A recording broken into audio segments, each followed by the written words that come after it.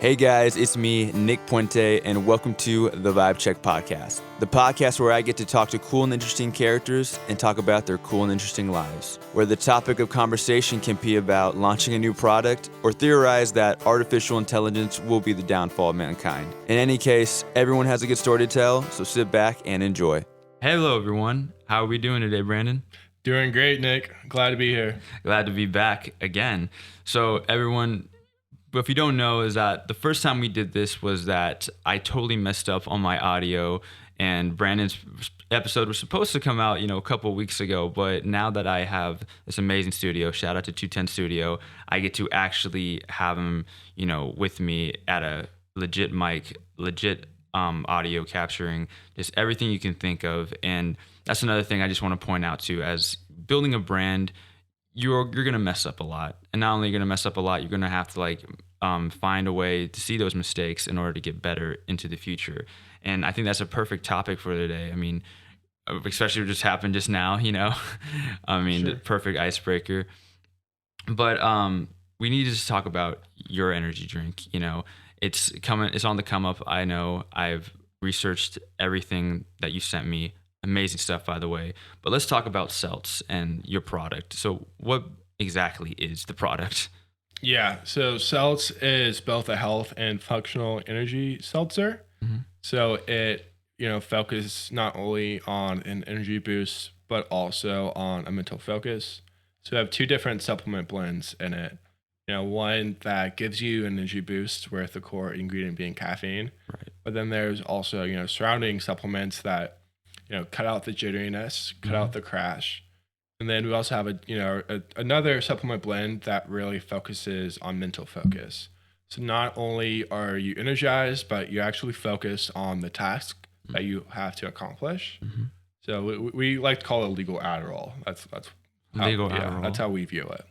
Dude, that's actually awesome, man. I mean, compared to like Monster and Red Bull, how does it differ by chance? Like, what's the differing, thing? Yeah. So Monster and Red Bull are pretty dang outdated. Just if you look at their formulations wise, they're pretty fresh and new in the 80s and the 90s. But today they're just kind of outdated and the market needs a refresh.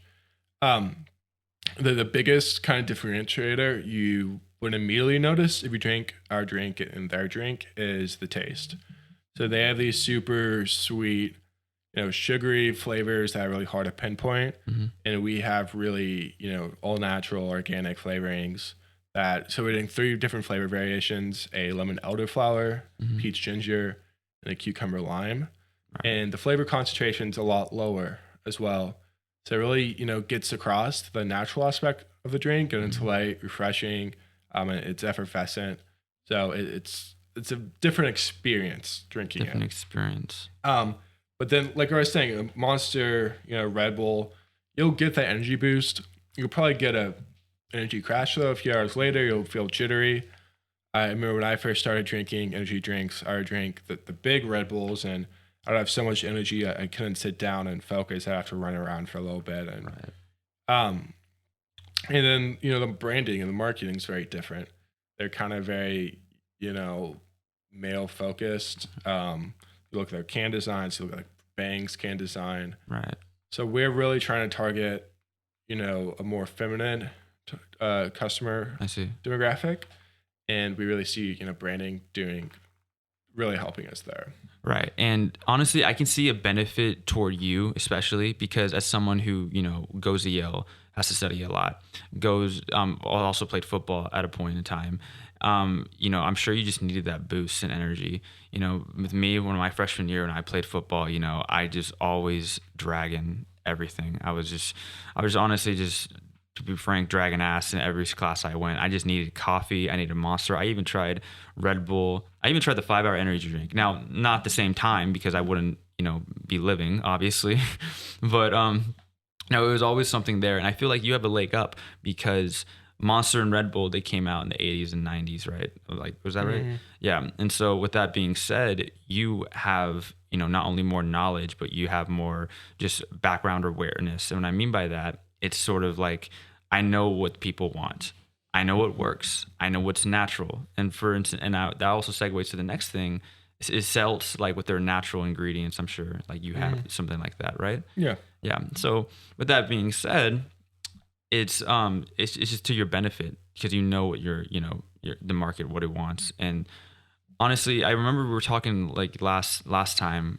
You were saying that usually a lot of girls don't want to be walking around with a Monster energy drink. Yeah.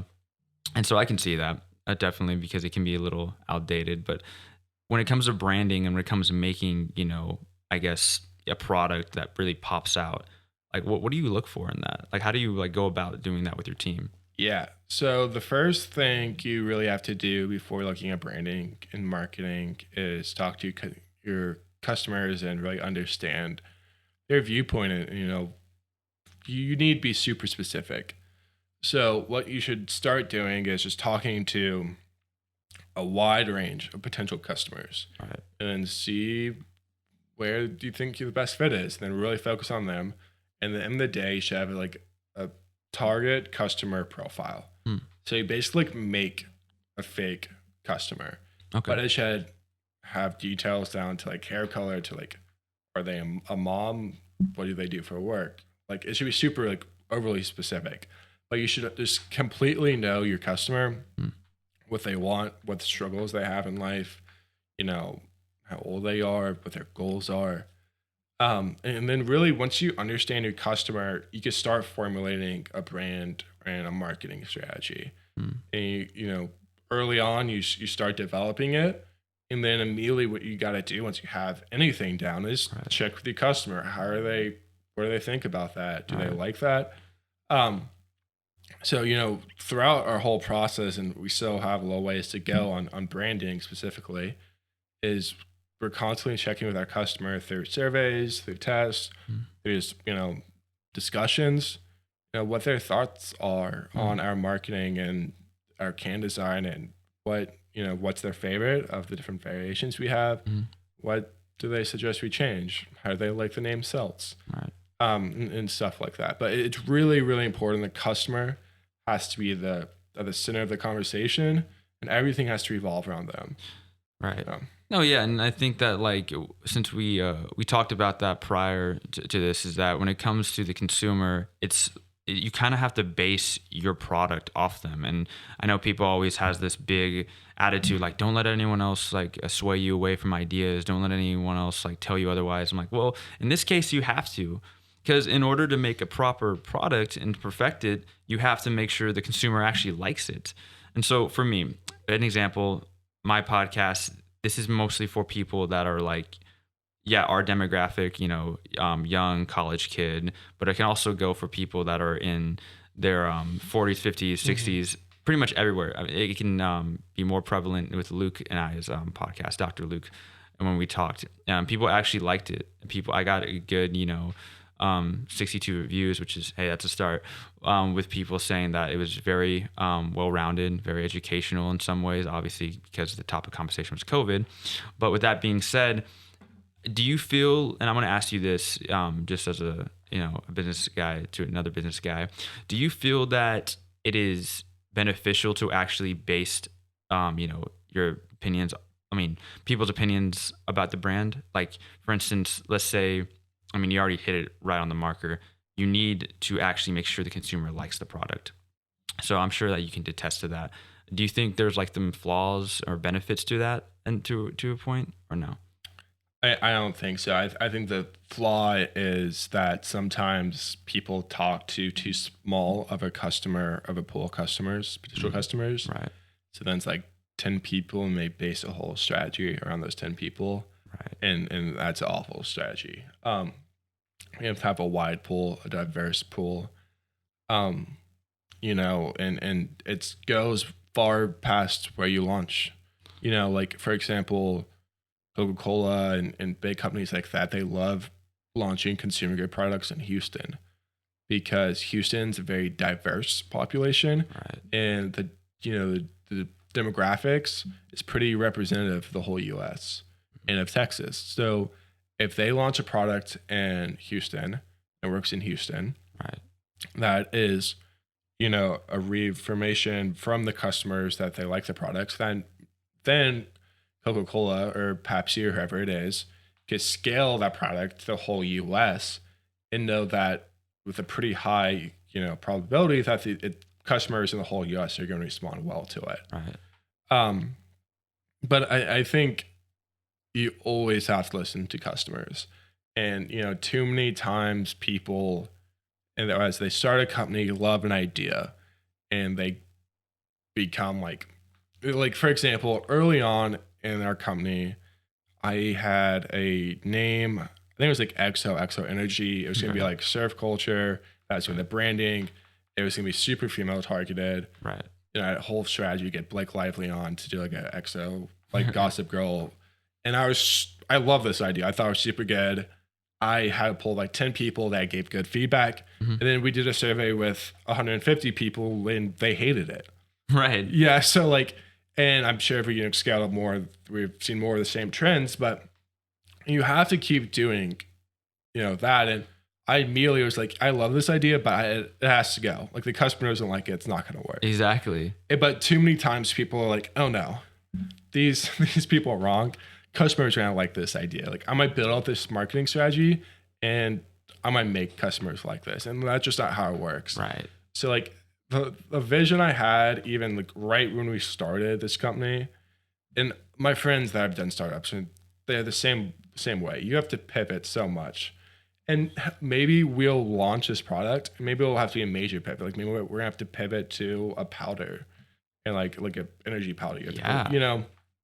So that's something we've looked at expanding later down the road. But maybe it's something we have to do in a year and pivot to that, because maybe customers aren't responding to what we're selling. Right. But you always got to be testing, and testing we've done through surveys. And we're looking at doing a Kickstarter campaign right now, Right. Not for sales, but it gives us great data on if customers are responding well to our product on a really wide scale across the U.S. Oh yeah. So let's say, we set a goal of $10,000 and it falls super short, right? That's a clear sign that customers aren't reacting well to our branding and marketing.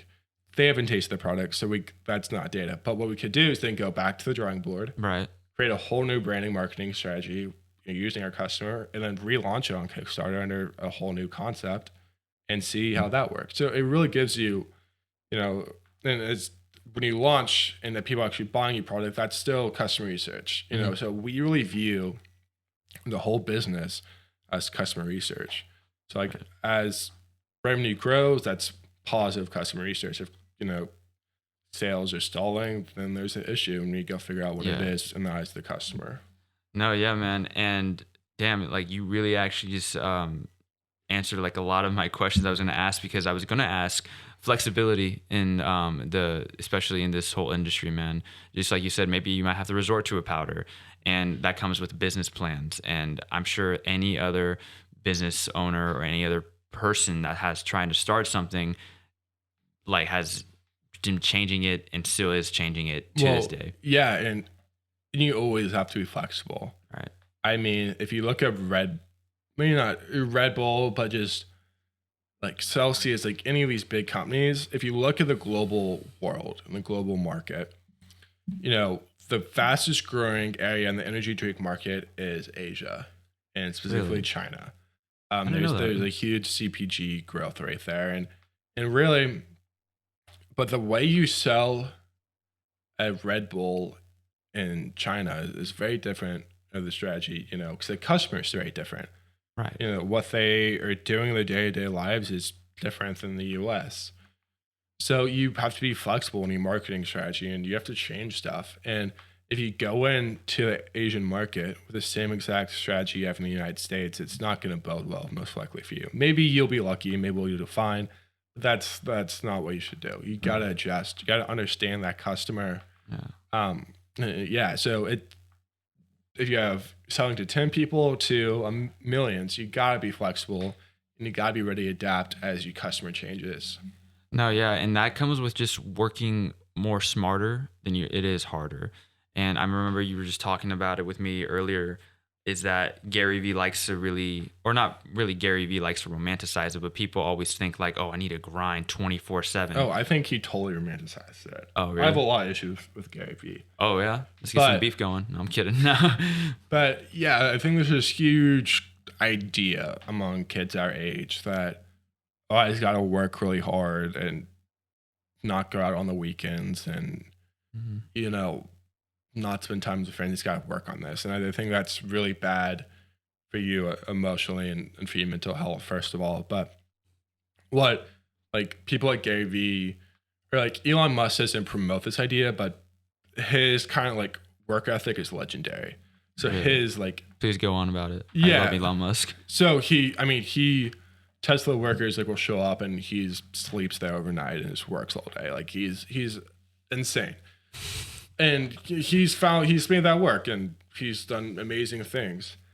But what happens too much is people hear about this hard work and these insane work ethics, and then they create this plan, and let's say on step one, I don't know, let's say step one's like figuring out a name, right? Right.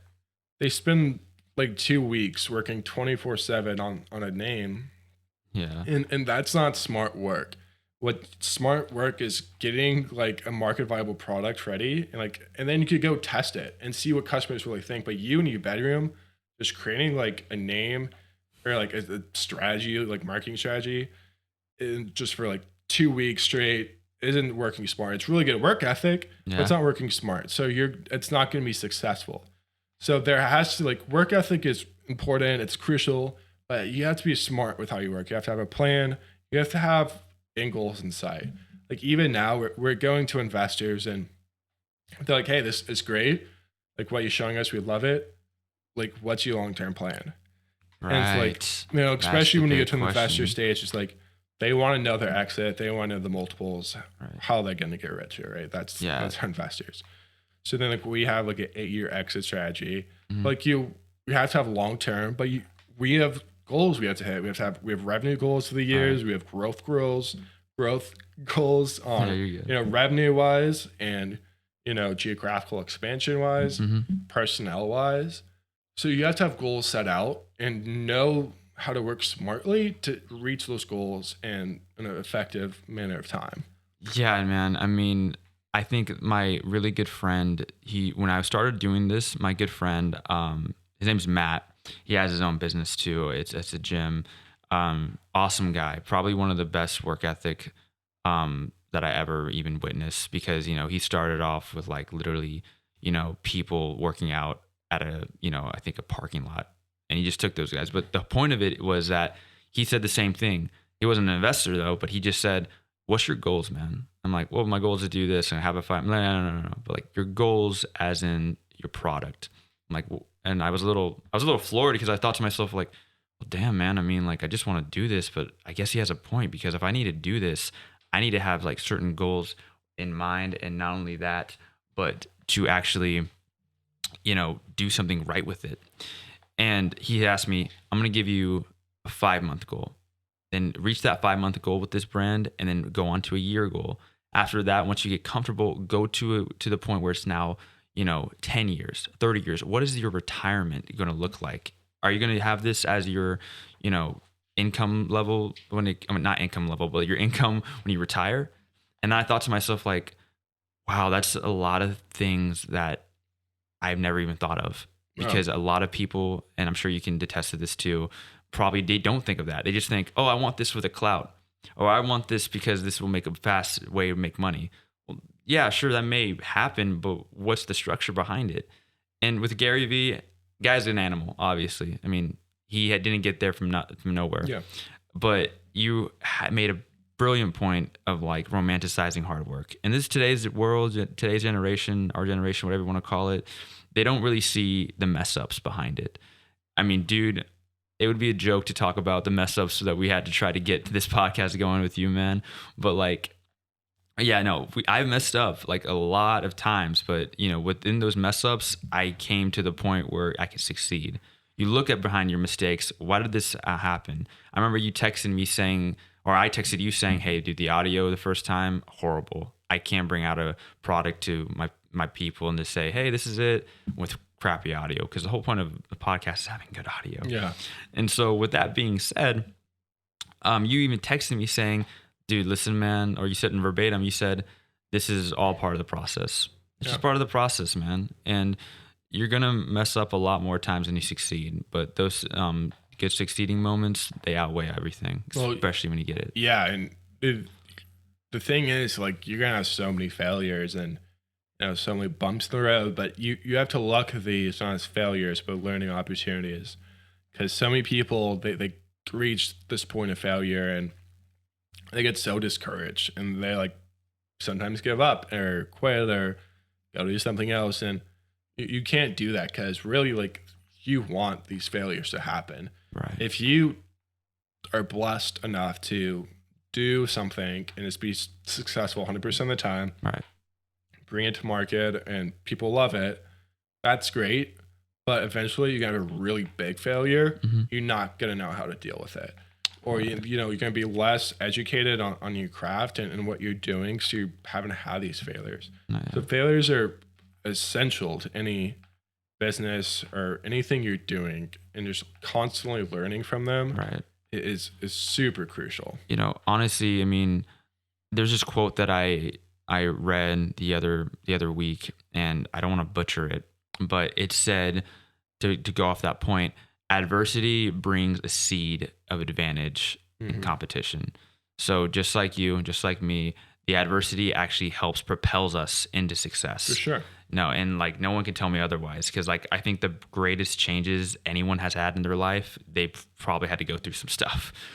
I mean, that goes with, I mean, look at Jordan, look at Tyson, look at all these. Well, then granted, Tyson was just an anomaly in itself. But I guess the point I'm trying to make is that, you know, this is a necessity. It's not going to come handed to you. And if it did come handed to you, then what's the point? Like, it wouldn't really fair compared to the guy working, you know, $9.50 an hour at his job, but on the side he's hustling to like make a brand. You know what I mean? Yeah, for sure. No, yeah.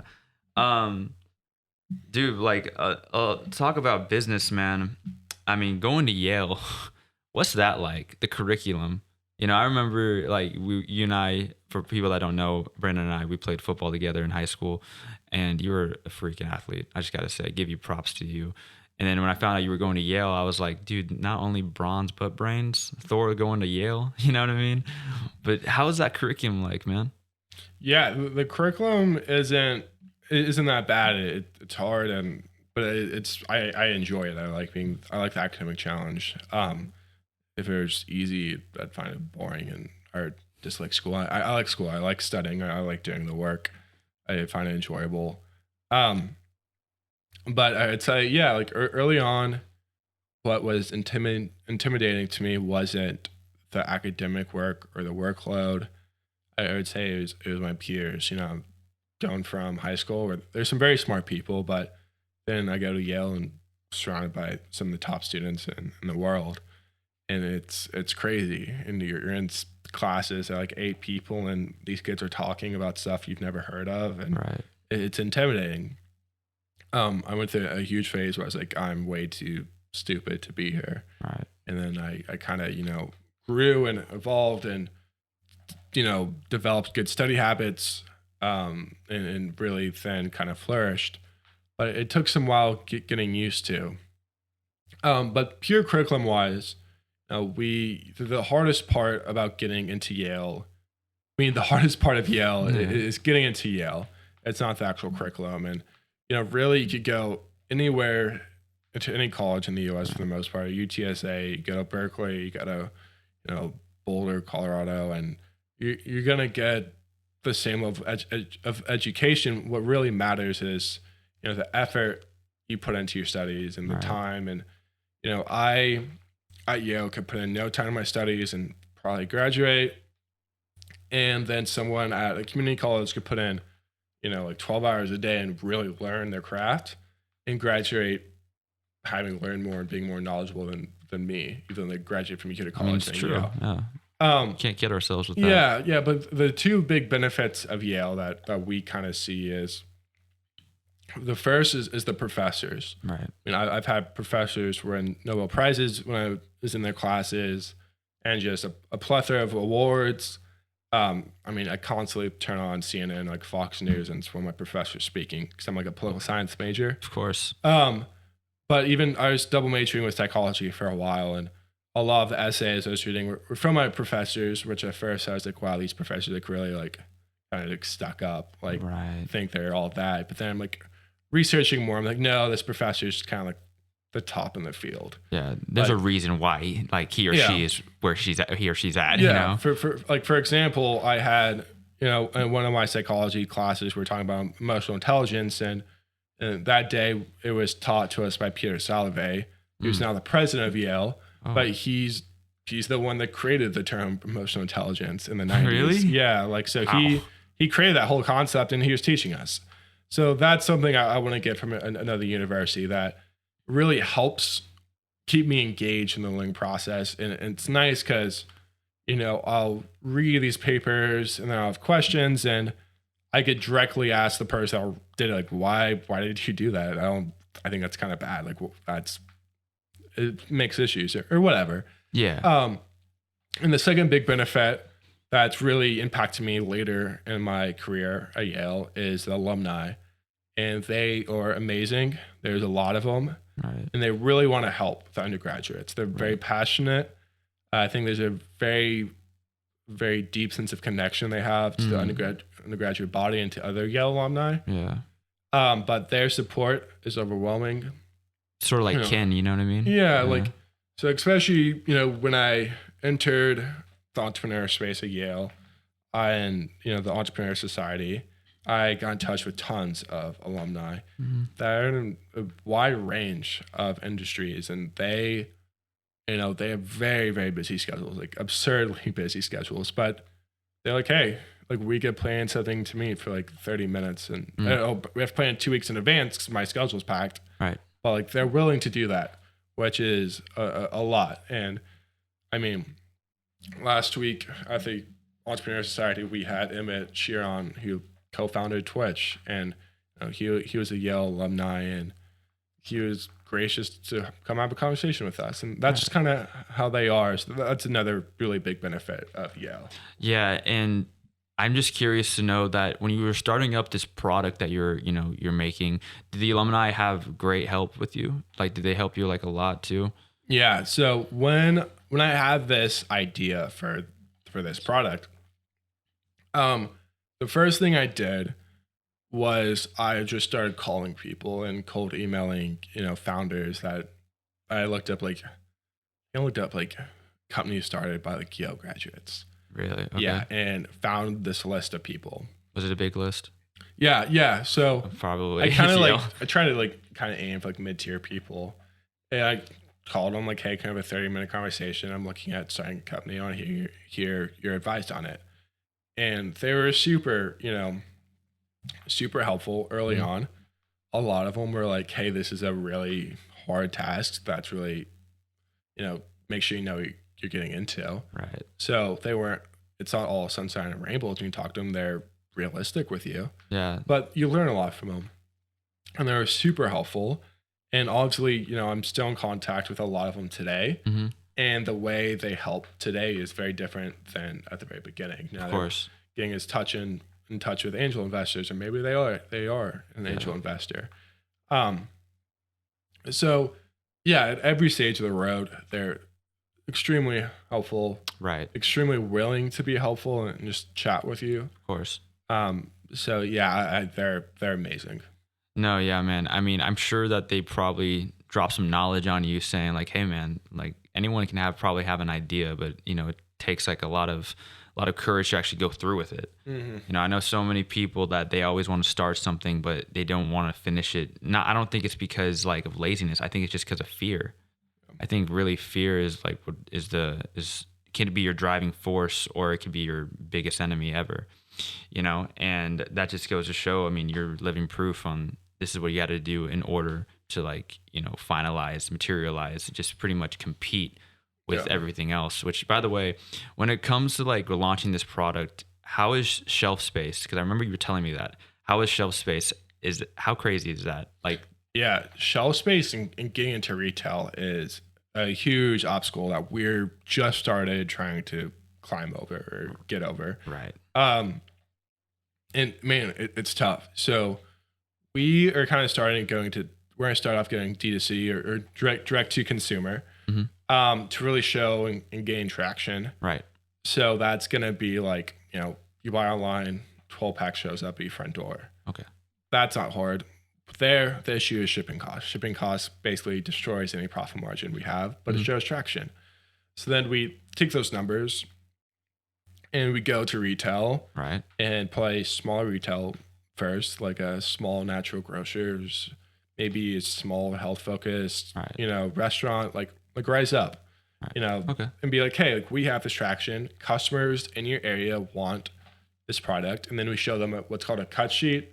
Basically explains our product, shows them the economics of it, the financials, and we basically have to pitch them. Right. And then you gain traction there and keep leveling up basically on size. Of course. But it's tough because, each retail chain, for example, like H-E-B and Whole Foods, right, they have very different, there's some similarities, but basically the way you get into these retail stores are different. You talk to different people, then what they want might be a little different. Their margins are going to be a little different.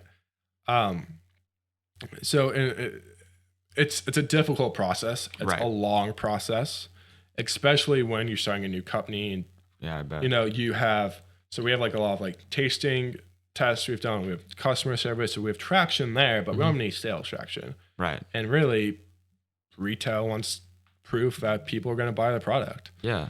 So it's especially tough at our stage when you have no sales traction. Yeah, dude. The notoriety is probably the biggest key too. Is like, and probably I know for a fact that you probably will get that notoriety. I mean, like the fact of the matter is, you have this whole plan. You know your market. You know what you're doing. I guess now, like you said, the biggest climb is just getting to that notoriety, getting that shelf space. And speaking of which, are you planning on just marketing in Texas, or do you want to go like East Coast from Yale to West Coast? Like, how do you want to go about that? Yeah, so we are starting in Texas. And a big reason for this is we're hoping to pull customers from the coffee industry. Okay. And if you look at like buying trends of the customer, when it gets cold out, coffee sales skyrocket, energy drink sales plummet. I see. So we're hoping to be in a warmer climate like Texas, and the South in general. Customers will be more likely to want a cold, refreshing beverage year round compared to a hot coffee. That makes sense. Yeah. So really, our goal is to start in Texas, and then, starting end of year 2, start expanding geographically Southwest until we reach California in year 5. Yeah, no. Okay, that sounds like a good plan, man. In that case, I can't wait to be, one of the guys that first started up, man. I mean, I would totally like help you with that. By the way, just want to make sure. For the people out there, like if your team's listening to this, I would totally sponsor. But no, not to get ahead of ourselves, but dude, that sounds really cool. Like everything what you're doing. But I guess one of the last and final questions I have to ask: what does it take for a student, like he or she has aspirations to go to Yale, like for someone to go to even a Harvard, or someone to go to Princeton or Stanford? Shout out to Joseph McGrath, by the way. But what do they need to do in order to get to that? I'm sure it's more than just good grades. Yeah, so grades are obviously very important. Obviously. I mean, you go there for the academics. That's why I went to Yale. Right. I didn't go there to enjoy a standard college experience per se. But, so every year Yale lets in around 2,000 kids, I believe. And, of those 2,000, they say there's about 8,000 more that have just as good grades as them. So it's really important to, have something else on your resume that you're really passionate about and excel in. For me, that was football. I knew kids at Yale. One's same as Nathan. I think it's Nathan Chin. But he's the top U.S. figure skater, and I think he's won nationals actually. Wow. Okay. But there's another girl that, last year won an Oscar for a documentary she did. Dang, okay. But you gotta and those are kind of extreme examples. Right. But you gotta excel in something else other than academics. Too many times people just focus on academics and help those good grades get them into an Ivy. It won't, most likely. Another a mistake people do is they in high school join 20 clubs and then just are members and don't do anything with them. Admissions offices at Ivy League see right through that. They know what you're trying to do. Right. What looks better is, you really focus on one or two Mm-hmm. and you rise through the ranks, become president. And then once you're president, actually enact change and grow your membership, do events and write that down on your resume, make it very clear and specific how you had an impact on that. But it could be anything, just something other than academics, and you have to be really good at it and excel at it, and put time and effort towards it, and show that you're one of the top high schoolers in the U.S. in academics and another field, Right. Whatever that is. Okay. Yeah. Fair enough. In that case, I'll just have to tell my kid that. Yeah. Not saying I have a kid right now, but when I do have a kid, everyone. But other than that, man, are you pursuing any other adventures in life? What are you looking forward to? Anything that we got to look forward to? Yeah. So I'm the vice president of the Yale Entrepreneurial Society currently. So that's something I'm really enjoying doing right now. And then I have a small internship with a VC fund out of California. But really, my focus right now is on academics and getting my startup actually launched in the spring. All right, man.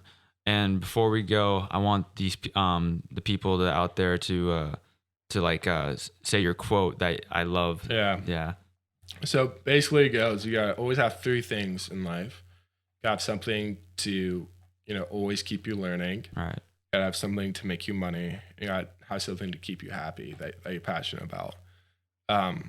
So for example, my thing is to always keep me learning, or always learning is Yale. I'm a student. To make money is my startup. Starting spring, I'll get on salary, I'll get money then. Right. And then, something keeps me happy, I'm passionate about is being the vice president of the Yale Entrepreneurial Society. I love helping out other entrepreneurs, engaging in that community keeps me really happy. So I think those, you got to have three things always for those, Right. I think that really sets you up for, being mentally successful in your life, Of course. being happy. And I think that, when you're mentally happy and mentally successful, then that radiates to other, areas of your life and people around you, and your life in general just, has a huge boost. Yeah, and on that note, let's end it right there. Brandon, I can't thank you enough for you coming out here. Seriously, man. The patience you've had with me too. Thank you. Of course. Yeah, man. Yeah. Well, in that case, best of luck with you in your endeavors. Thank you. Yeah, and have a good day, man. Pleasure being here. Of course. Thanks again to all that have listened. If you guys enjoyed the episode, go ahead, like it, share it, subscribe it, tell your friends, your family, put it in your journal, talk to your pet about it. And if you didn't like it, well, go ahead and share it with your friends anyway. That way you guys can dislike it together. In any case, I will see you guys next episode, and I send nothing but good vibes to everyone. Okay, you can go now.